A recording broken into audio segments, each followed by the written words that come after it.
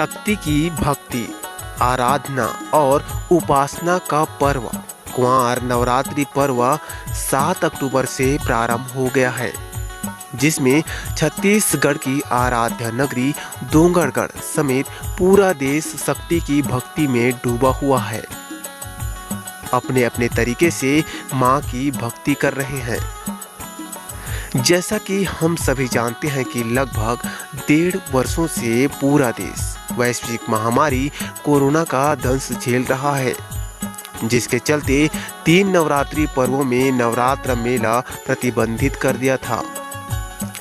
जैसे तैसे इस कुंवार नवरात्रि पर्व में कोरोना के प्रोटोकॉल का पालन करते हुए मां बमलेश्वरी देवी के दर्शन सभी दर्शनार्थियों के लिए प्रारंभ किया गया है।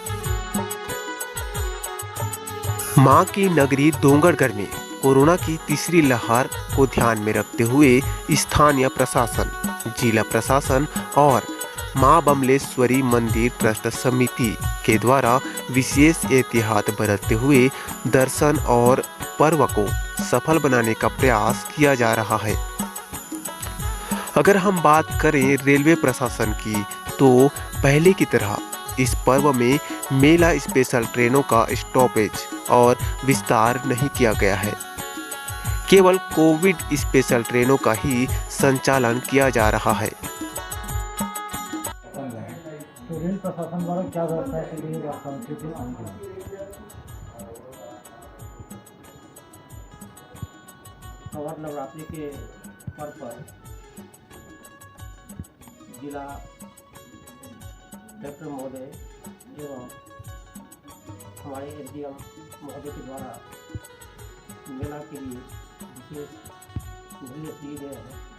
उनको पालन करते हुए स्टेशन में समुचित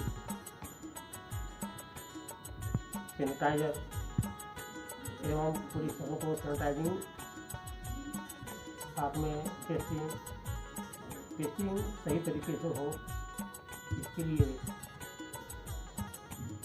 काफ़ी अधिक संख्या में हमारे जीआरपी, आरपीएफ, स्काउट गाइड और डिफेंस के काफ़ी स्टाफ को बुलाए गए हैं और टेस्टिंग सही तरीके से हो रही है। आने वाले यात्री एवं जाने वाले यात्रियों का टेस्टिंग हो रही है। कितनी ट्रेनों का संचालन किया जा रहा है? मेला के दौरान किसी भी प्रकार का विशेष ट्रेन नहीं दिया गया है। जो ट्रेन पहले से चल रही थी उसी का सिर्फ वही ट्रेन अभी चल रही है। बाहर से कितने स्टाफ बुलाए गए? टीटी स्टाफ या जीआरपीएफ, आरपीएफ? स्टाफ काफ़ी मात्रा में है। यदि ब्यौरा चाहे तो मैं आपका नाम? मेरा नाम AK मंडल, स्टेशन अधीक्षक, हमारे महोदय जी मेलाधिकारी।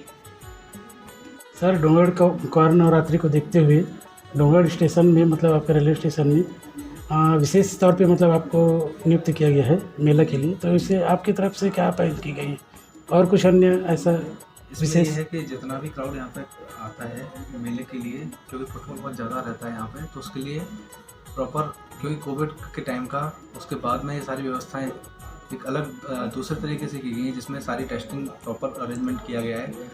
पैसेंजर के लिए आने के लिए जाने के लिए एक एग्जिट एंट्री डेडिकेटेड बनाई गई है। उसका प्रॉपर अपना जो भी उनको सैनिटाइजेशन की ज़रूरत पड़ती है, उनकी टेस्टिंग की ज़रूरत पड़ती है, वो स्टॉल लगाए गए हैं।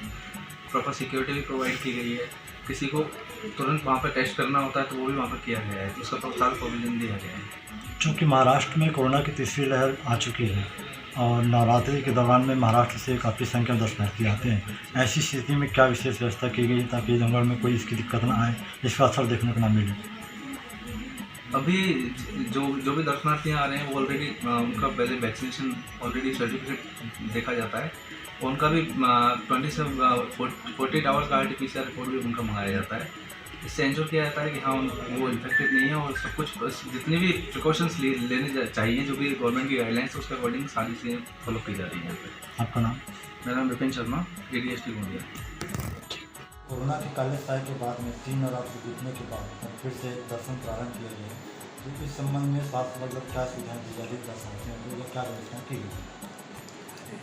CMHO सर से निर्देश प्राप्त हुए हैं कि या तो जो कोविड का 2 वैक्सीन का डोज पूरा किया है या 72 घंटे का नेगेटिव रिपोर्ट जो लेके आता है उसी को दर्शन करने की अनुमति दी जा रही है।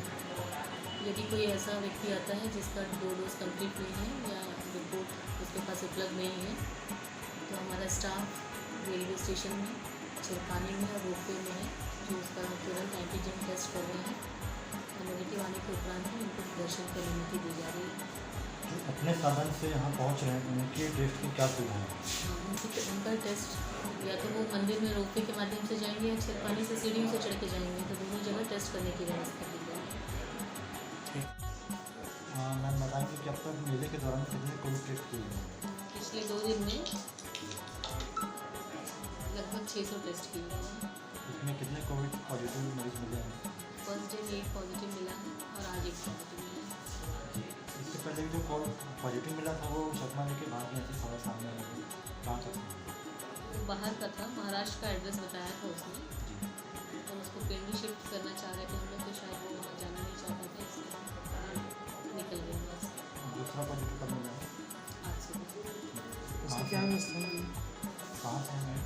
ये भंडारा का है, तो उसको पेंडी भेजने की व्यवस्था की जा रही है।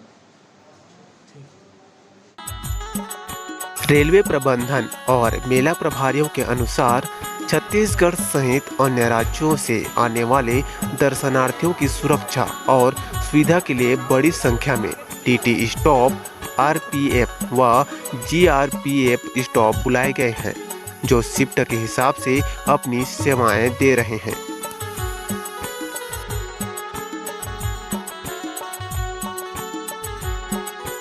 वहीं खंड चिकित्सा अधिकारी BP इक्का ने बताया कि जिला चिकित्सा अधिकारी के निर्देशानुसार कोरोना की तीसरी लहर को देखते हुए बाहर से आने वाले दर्शनार्थियों की कोविड टेस्ट की नेगेटिव रिपोर्ट, वैक्सीनेशन रिपोर्ट देखी जा रही है और जिनका कोविड टेस्ट नहीं हुआ है उनके लिए रेलवे स्टेशन, रोपवे के पास एवं छीरपानी के पास टेस्ट भी किया जा रहा है। जिनकी रिपोर्ट निगेटिव है उन्हें दर्शन के लिए भेजा जा रहा है और पॉजिटिव आने पर मरीज को पेंड्री स्थित हॉस्पिटल भी भेजा जा रहा है।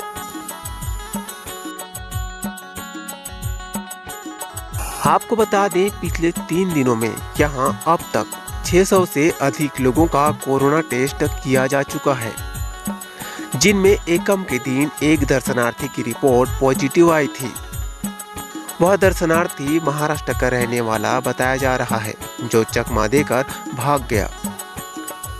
इसके बाद आज यानी तीसरे दिन एक और दर्शनार्थी की रिपोर्ट पॉजिटिव आई है जिसका नाम अमन, उम्र लगभग 18 साल और वो भी महाराष्ट्र राज्य के भंडारा जिले का रहने वाला बताया जा रहा है, जिसे स्वास्थ्य विभाग द्वारा पेंड्री के हॉस्पिटल में भेजा गया है। इसके अलावा भी पुराने रोपवे के पास कुछ दुकानदार महाराष्ट्र से आकर दुकान लगा रहे हैं, जिनकी पूछताछ करने वाला कोई नजर नहीं आ रहा है। यदि इसी तरह से लापरवाही देखी गई तो शहर में तीसरी लहर के कहर से बचना मुश्किल होगा। डोंगरगढ़ से देवेंद्र गोरले की रिपोर्ट।